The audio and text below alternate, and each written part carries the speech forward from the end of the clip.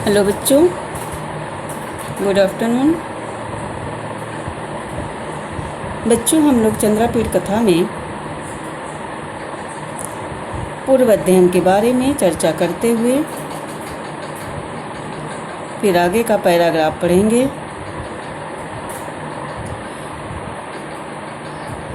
तो हम लोग कहाँ तक पहुँचे हैं कि जब शुक्र राजा शूद्रक से अपना आप बीती कह लेता है। शूद्रक कौन है? चंद्रापीठ, पूर्व जन्म का चंद्रापीठ है। सुख कौन है? पूर्व जन्म का वो सम्पायन है। और वो सम्पायन पूर्व जन्म का क्या था? पुंडरीक था। चंद्रापीठ पूर्व जन्म का क्या है? ये चंद्रमा है।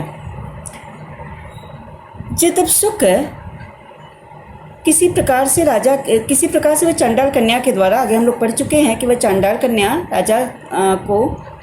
राजा के पास उसको सुख को लेकर जाती है। और वह जब लेकर जाती है, वह कह देती है कि राजन यह तीनों लोकों में रत्न के समान है और यह सुख योनि में अपने पापों के कर्मों से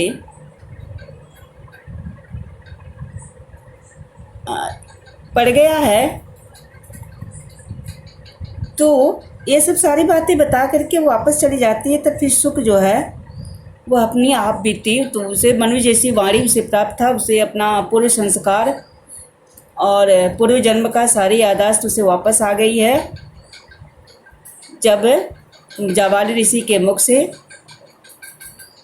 वृतांत सुन लेता है, तब उसे सारी चीज़ें उसको याद आ जाती है। वही वह शूद्रक के पास आता है चांडाल कन्या के माध्यम से। वह अपनी बातें बताता है। जब बता लेने के बाद राजा उत्सुक होते हैं और फिर चांडाल कन्या को बुलाते हैं, प्रतिहारी को आदेश देते हैं। वह शीघ्र ही चांडाल कन्या आकर के राजा के सामने उपस्थित होती है और वह कहती है कि संसार की शोभा और रोहिणी के स्वामी कादंबरी को आनंदित करने वाले आपने इस दुष्ट और अपने पूर्व जन्म का वृतांत सुना ही है और अपने को बताती है कि मैं इस दुष्ट की माता हूँ। इसके पिता ने अपने दिव्य नेत्रों से इसको पिता की आज्ञा का उल्लंघन करके बहू के पास जाते देखकर मुझे आज्ञा दी कि तुम्हारा यह पुत्र कहीं सुख योनि से भी अधिक नीचे न गिर पड़े।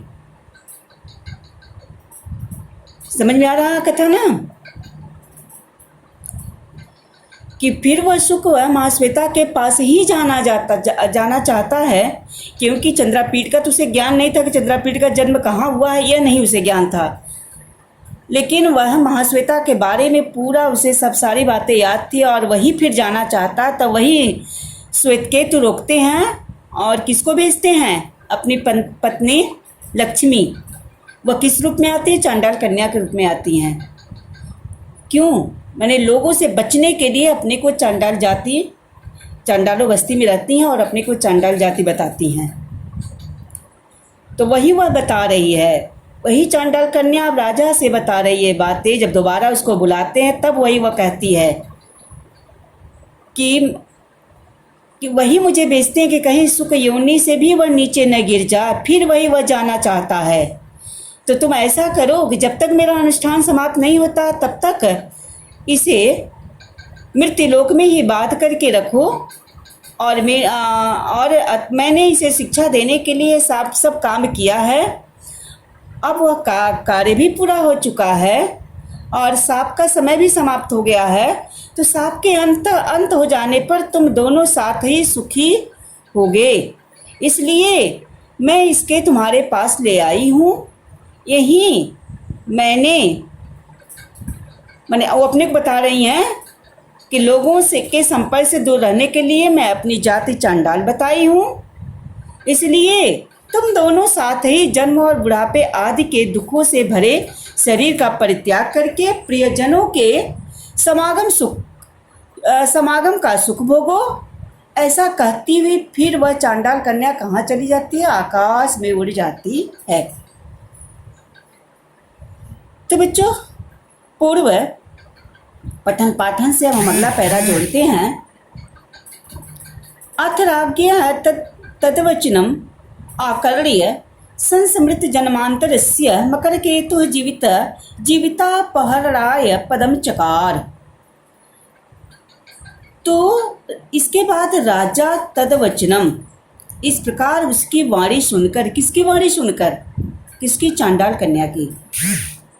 इसके बाद वह राजा उसकी वाणी सुनकर संस्मृत जन्मांतरस्य, पूर्व जन्म का वृत्तांत याद आ जाने वाले, संस्मृत जन्मांतरस्य, पूर्व जन्म का वृत्तांत याद आ जाने वाले उस राजा के प्राणों का जीवितापहरणाय पदम चकार, उस राजा के प्राणों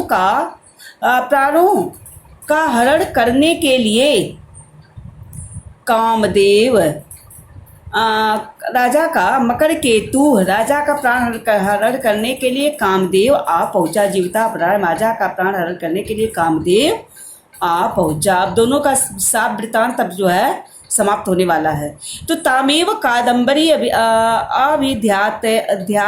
अभिध्यायतः विमुक्त सर्वाण्य क्रियस्य सद्यः काष्ठीभूतं तस्य शरीरं पराकोटि अधिरूढ़ः कामानलो ददाह।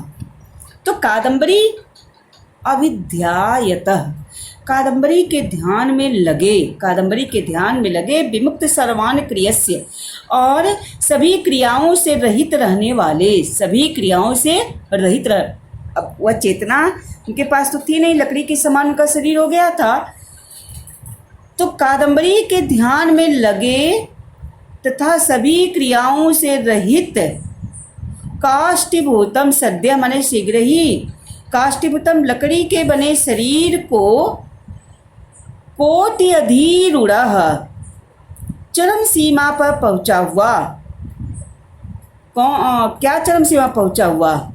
कामा मतलब काम रूपी अग्नि ददाह जलाने लगी। फिर से देख लीजिए। तो कादम्बरी के ध्यान में लगे हुए तथा सभी क्रियाओं से रहित शीघ्र ही लकड़ी के बने शरीर को चरम सीमा पर पहुंची हुई कामाग्नि, काम अनलो, अनल माने अग्नि होता, अनल, काम रूपी अग्नि ददाह जलाने लगी। एवमेव महाश्वेतोत्कंठयः राज्ञः तुल्यावस्थस्य पुंडरीकामात्मनो वशंपायनस्य च, और यही महाश्वेता के लिए उत्कंठित राजा के तुल्य मने समान अवस्था वाले पुंडरीकात्मनो वशंपायन, पुंडरीक स्वरूप वशंपायन को भी काम रूपी अग्नि जलाने लगी, या वशंपायन भी काम रूपी अग्नि में जलने लगे। दोनों का श्राप अंत होता है, दोनों का श्राप का अंत हो जाता है कि महाश्वेता के उत्कंठा में लगे हुए, महाश्वेता के लिए उत्कंठित राजा के समान, किस राजा के समान है? जो राजा अभी जल रहे हैं। अब उनको चंद्रापीठ समझो या शूद्रक समझो, भी तो शूद्रक के रूप में फिर चंद्रापीठ के रूप में जन्म लेंगे। तो उस राजा के समान अवस्था वाले पुंडरीक के स्वरूप वह संपायन भी काम रूपी अग्नि में जलने लगा। ठीक बच्चों, अब हम लोग प्रश्न पढ़ते हैं इससे।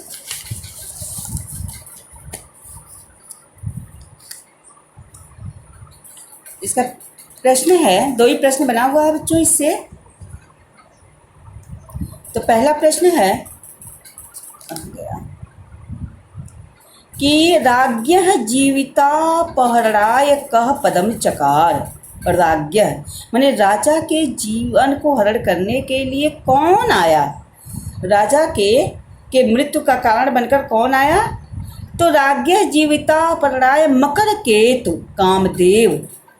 तो राजा के जीवन का हरण करने वाले कामदेव आ गए।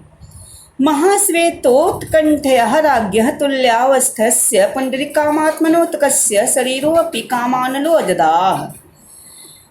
महाश्वेता के लिए उत्कंठित उस राजा के समान अवस्था वाले पुंडरीक स्वरूप किसके शरीर को कामाग्नि जलाने लगे या किसका शरीर काम रूपी अग्नि में जलने लगा? कौन था? और तो देखिए बच्चों, कस्य की जगह आपका उत्तर होगा महाश्वेतोत्कंठयः राज्ञः तुल्यावस्थस्य पुंडरीकामात्मनो वशंपायनस्य। किसका शरीर जलने लगा? वशंपायन का। यही वशंपायन पुंडरी के रूप में आएगा, जो महाश्वेता का जो है महाश्वेता पति के रूप में स्वीकार करेंगी। तो वशंपायनस्य शरीरो अपि कामानलो ददाह। महाश्वेता के लिए उत्कंठित उस राजा के समान ही अवस्था वाले पुंडरीक स्वरूप वशंपायन का शरीर भी कामानलो ददाह, काम रूपी अग्नि में जलने लगी। ठीक, अगला पैरा बच्चों।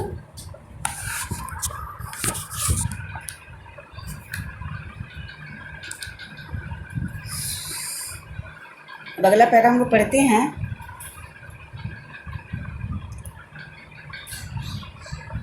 कि तस्मिन्नेव चान्तरे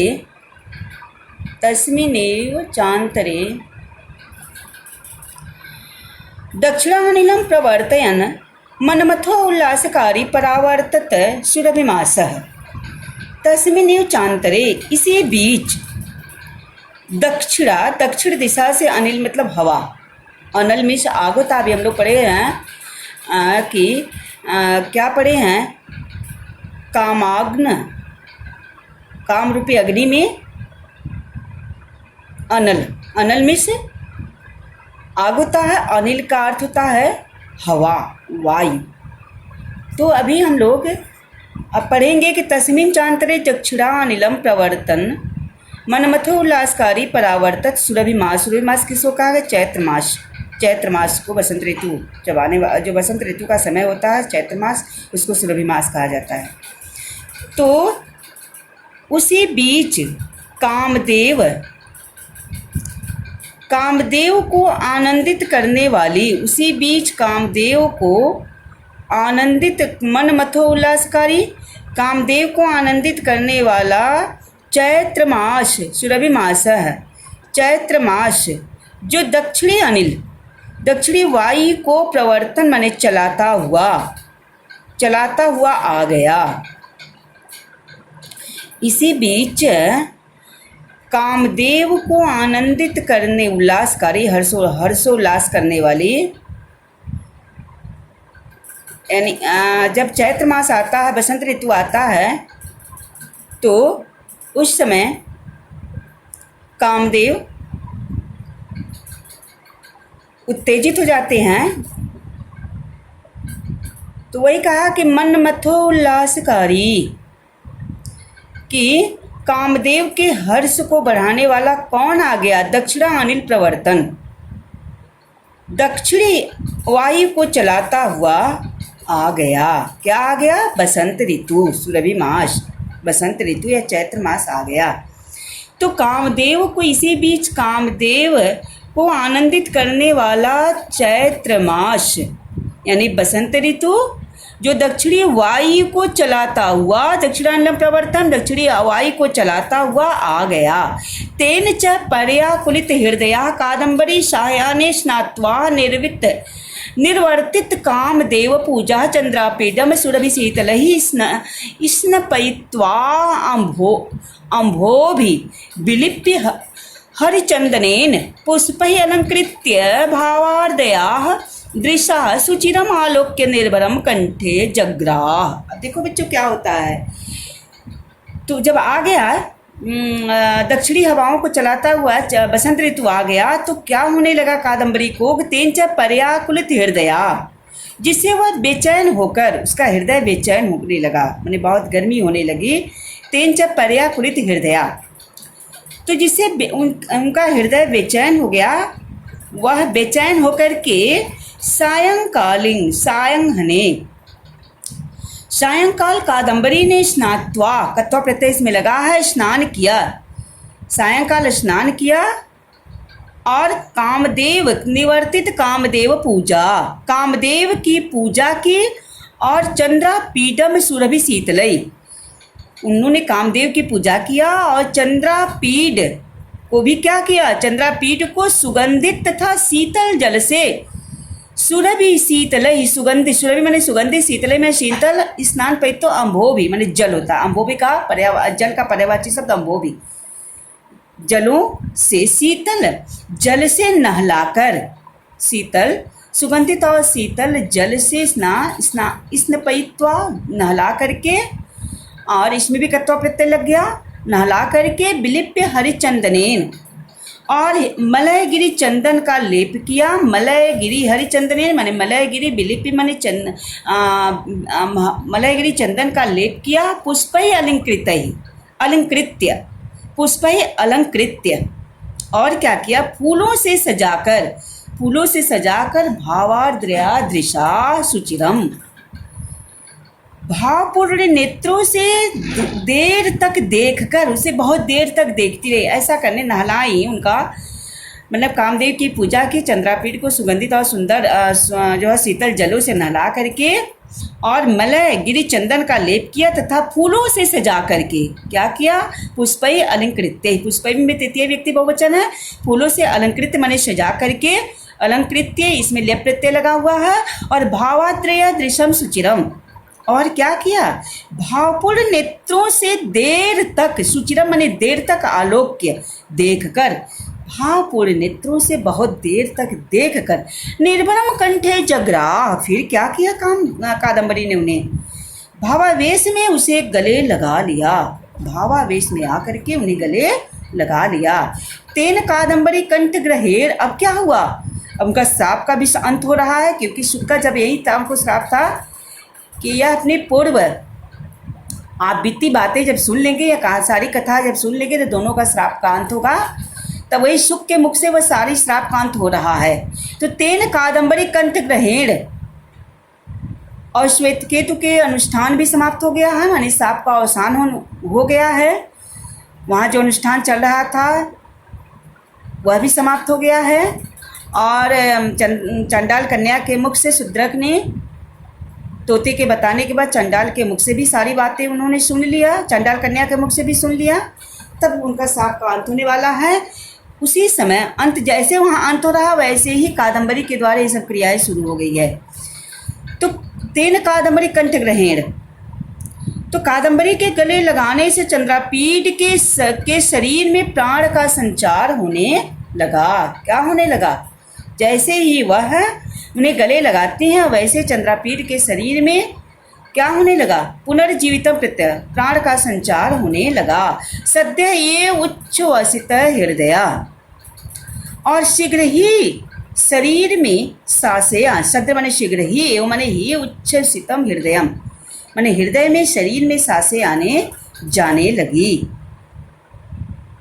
फिर क्या हुआ, उन्मिलक चक्षु, जो बंद आंखें थी वह जग गए। उन्मिल चक्षु, उन्मिल माने बंद होना,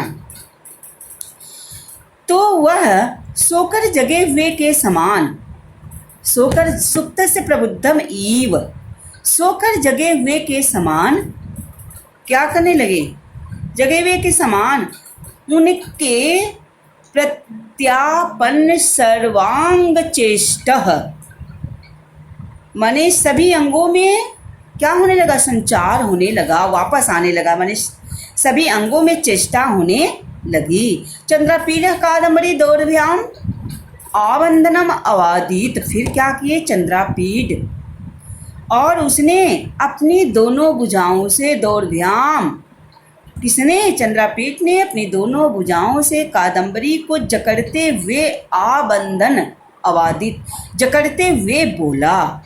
चंद्रापीठ ने अपनी दोनों भुजाओं से कादम्बरी को जकड़ते हुए बोला, वीरु डरो मत, कहा कि डरो मत, परित्यज्यता भयम, अपने भय का त्याग कर दो, परित्यज्यता भयम, डरो मत, अपने भय को छोड़ दो, भय का त्याग करो। ठीक बच्चों, अब हम लोग पढ़ेंगे, अब इससे पैरा पढ़ चुके हैं, अब इससे हम लोग प्रश्न पढ़ते हैं। क्या प्रश्न है, तो पहला प्रश्न बनता है बच्चों इससे कि दक्षिणानिलम प्रवर्तन मनमथो उल्लासकारी कह मासा परावर्तत, दक्षिण अनिलम, दक्षिण दिशा से हवा, दक्षिणी वायु माने दक्षिणी वायु चलता हुआ मनमथो उल्लासकारी। क्या क्या किया कि कामदेव को आनंदित करने वाला कह माने कौन सा मास, माने मास आ गया। दक्षिणी हवा को चलाता हुआ कामदेव को आनंदित करने वाला कौन सा महीना आ गया। तो दक्षिणानिलम प्रवर्तन, दक्षिणी हवाओं को चलाता हुआ और कामदेव को प्रसन्न करने वाला, कामदेव को आनंदित करने वाला सुरभि मास। सुरभि मास किसको हम बताए हैं? चैत्र मास यानी बसंत ऋतु। चैत्र मास आ गया अर्थात बसंत ऋतु आ गया। शाह ने का स्नानम अकृत, सायंकाल में किसने स्नान किया? देखिए का स्त्री पात्र है, कोई का स्त्रीलिंग का रूप है। जो सायंकाल के समय कादम्बरी स्नानम अकृत, सायंकाल के समय कादम्बरी ने स्नान किया। और एक प्रश्न है, कादम्बरी चंद्रापीठ कह स्नानम अकार्यत। कादम्बरी चंद्रापीठ को कह माने किस किस से स्नान कराया, किन किन सामग्रियों से स्नान कराया। कह या तृतीय व्यक्ति बहुवचन का रूप है, किससे स्नान कराया। तो कादम्बरी चंद्रापीठम, कादम्बरी चंद्रापीठ को सुरभि शीतलहि अम्भोभि स्नानम अकार्यत, सुगंधित और शीतल जलों से स्नान कराया। कादम्बरी ने चंद्रापीठ को सुरभि माने सुगंधित और शीतल जलों से स्नान कराया। कादम्बरी कम कंठे जग्राह, कादम्बरी कम द्वितीय व्यक्ति है, किसको गले लगाई। कादम्बरी किसको गले लगाई? तो कादम्बरी किसको गले लगाती है? किसको? पुंडरीक को की और संपायन को की, इनको चंद्रापीठ को, किसको? चंद्रापीठ। तो कादम्बरी चंद्रापीठम कंठे जगरा, कादम्बरी चंद्रापीठ को गले लगा ली।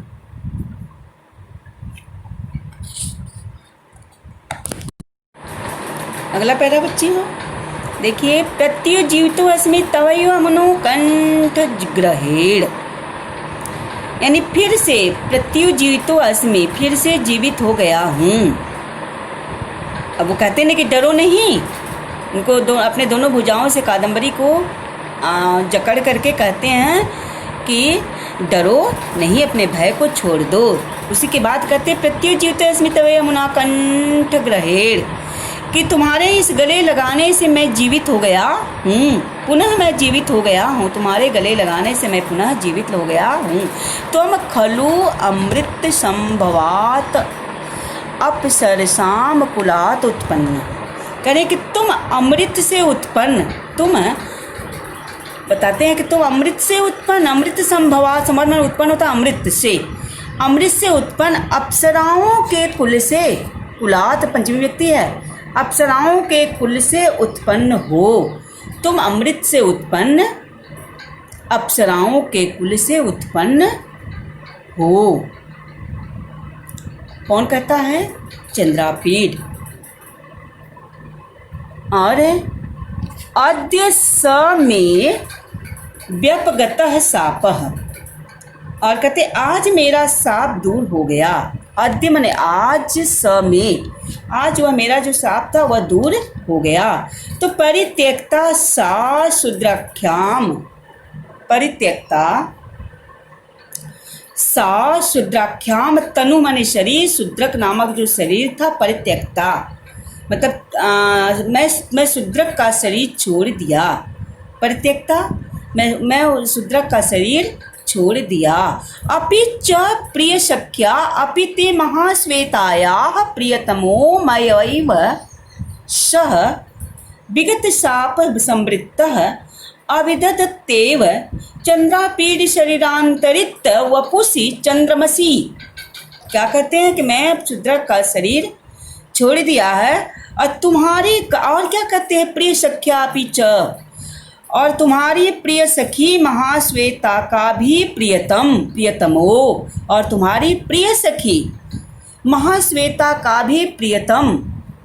कौन थे उनके प्रियतम? पुंडरीक।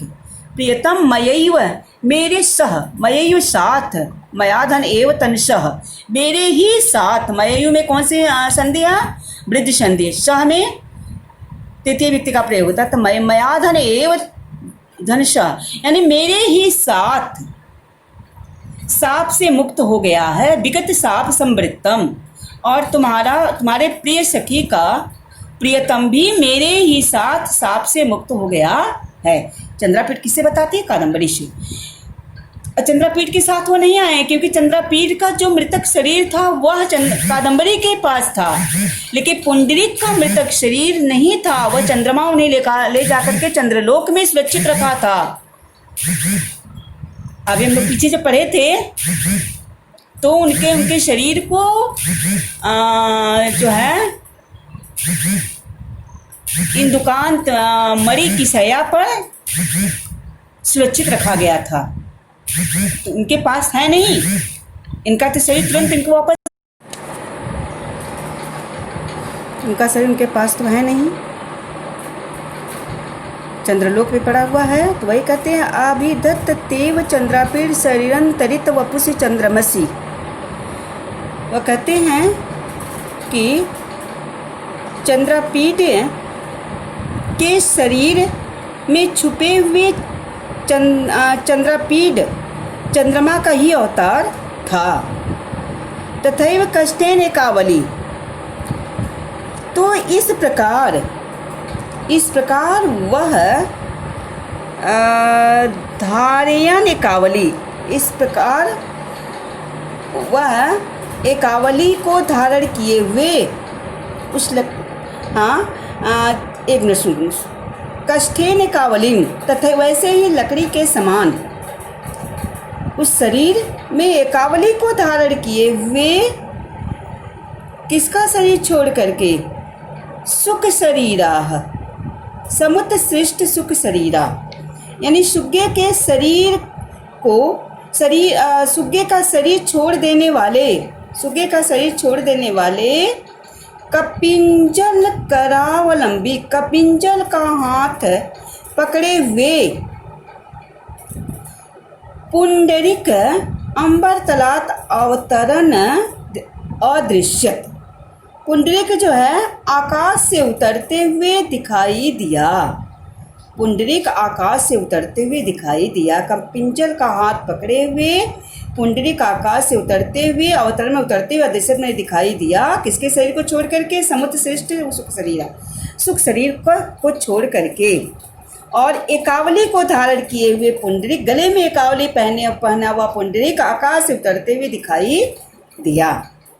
एकावली, जो एकावली माला जब जिस समय शुरू में महाश्वेता और पुंडरीक का जब मिलन होता है तो उस समय वह एकावली पहना रहता है, वह देखती हैं वही एकावली पहना हुआ है। उसी एकावली की चर्चा यहाँ पे हुई है।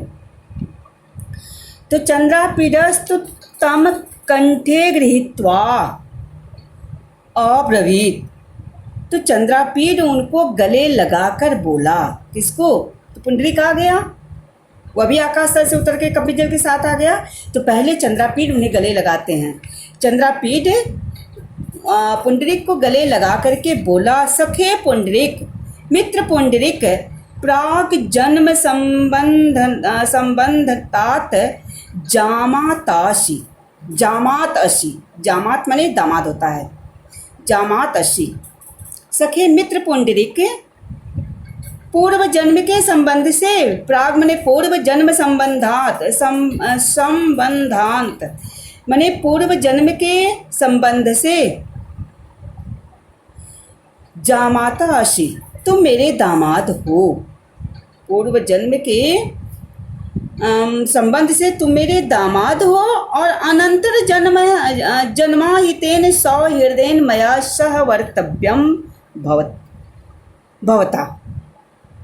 और कहते हैं और दूसरे जन्म में, अनंतर जन्महितेन सौहृदय माने मित्र, दूसरे जन्म में होने वाले मित्रता के कारण, दूसरे जन्म में होने वाले मित्रता, दूसरे जन्म में मित्र था स्वसंपायन, ये चंद्रापीठ थे और संपायन से इनकी मतलब मित्रता थी। तो कह रहे दूसरे जन्म में होने वाले मित्रता के कारण अब मित्र बनकर रहो। यानी हम लोग मित्र जैसा ही रहेंगे इस समय। लेकिन पूर्व जन्म के जब पुंडरीक थे उस जन्म में उसमें मैं चंद्रमा था, क्योंकि मेरे ही किरणों से अप्सरा के कुल में उत्पन्न गौरी से यह महाश्वेता उत्पन्न हुई है। यह पहले हम लोग पढ़ चुके हैं। बताते हैं कि महाश्वेता का मतलब जब कथा बताते हैं तो ये कहते हैं किसे कपिंजल से जब बताते हैं चंद्रलोक में, तो वही कहते हैं कि अप्सरा के कुल में मेरे ही किरणों से अप्सराओं के कुल में अप्सराओं के कुल में उत्पन्न गौरी से महाश्वेता उत्पन्न हुई है। तो इस कारण तुम मेरे क्या हो, दामाद हो। यानी कि महाश्वेता का बता रहे हैं कि महाश्वेता मेरी पुत्री है, क्योंकि मेरे ही किरणों से गौरी से उत्पन्न हुई है। तो जब महाश्वेता मेरी पुत्री हुई और महाश्वेता गौरी मेरी पुत्री हुई है, गौरी की पुत्री महाश्वेता है, तो महाश्वेता तुम्हें पति के रूप में स्वीकार कर रही है, तो तुम मेरे दामाद हुए। वही अपना पूर्व संबंध बताते हैं चंद्रापीठ कि मित्र पुंडरीक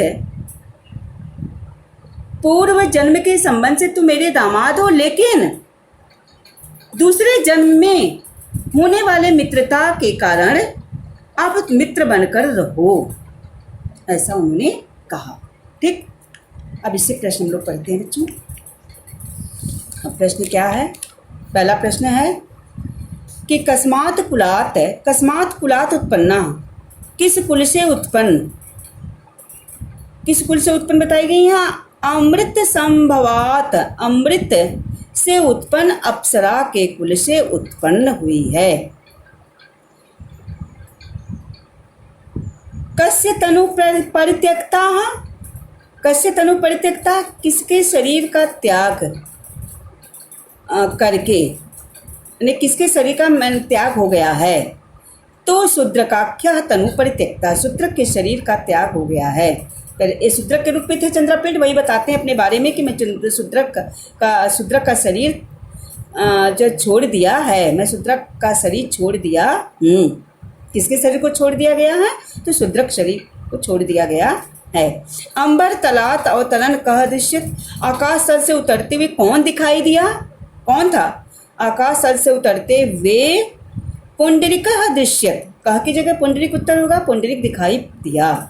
अंबर तलात कौन सी विभक्ति है? पंचमी व्यक्ति है। ठीक है, अपादान कारक से।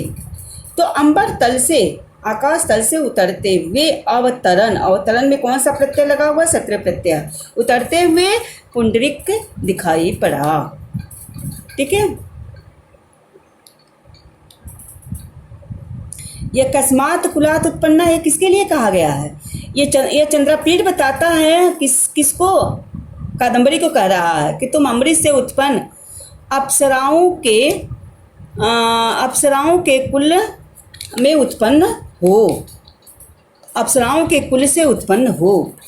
कहते हैं कि तुम अमृत से उत्पन्न, कस्मात् कुलात् उत्पन्ना।